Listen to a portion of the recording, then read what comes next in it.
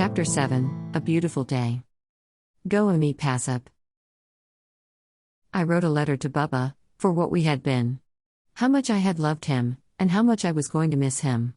He was brave, and I like to believe that he was also kind, although the circumstances may have changed him. He was also a victim. I wrote a prayer for my father, whom I didn't know led a double life. It must have haunted him to know that he had abandoned all his children.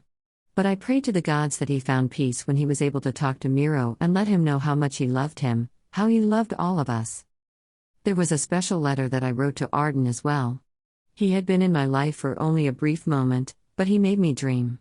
He promised me a life that was never to materialize in this world. Perhaps when we see each other again, maybe, we could be together somehow, finally. My tears fell at all these memories.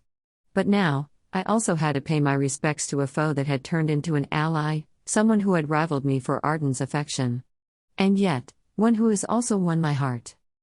Quila rescued me when I could not fight for myself any longer. She made something sparkle inside my heart. She was my rescuer in more ways than one. Quila pushed me to rise above all my challenges. Because of her, now I am stronger. For her, for Quila Tash, I wrote a heartfelt poem. I burned all the letters so that the smoke would reach their souls among the gods in the sky, and they would know that I lamented over their loss. Your sacrifices will never go to waste. I will not be broken because of all the love you have given me. Then I raised my eyes towards the heavens and prayed for them to watch over me. Lamare Amark. Romeo ensured that all the Nivens and the rebels were honored in their death. Their bodies were laid side by side and soon will be burned as heroes. Tears were streaking down our cheeks, but all of it was a mixture of sadness and joy. Sadness for all the lives that had to be sacrificed, and joy for our liberation.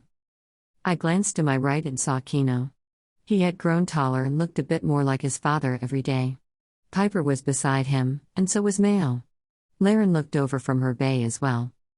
Romeo walked towards us to tell us that everyone had been accounted for. They were honored in this burial.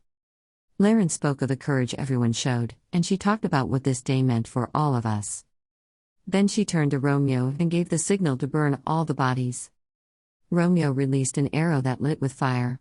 It soared high in the sky and fell onto the pyre where the bodies lay. "Release!" he shouted. Then all at once, the other soldiers also released their lit arrows, and they synchronously fell at the bodies, which started the holy pyre.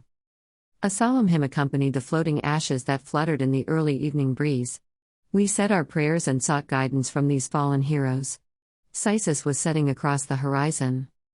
When it was over, Laren said something that I could not quite understand. Everyone turned to look at me afterward. And then they chanted, "Princess Lamare Amark, true heir of Akea. Lady Lamare Amark. True blood." Everyone was chanting.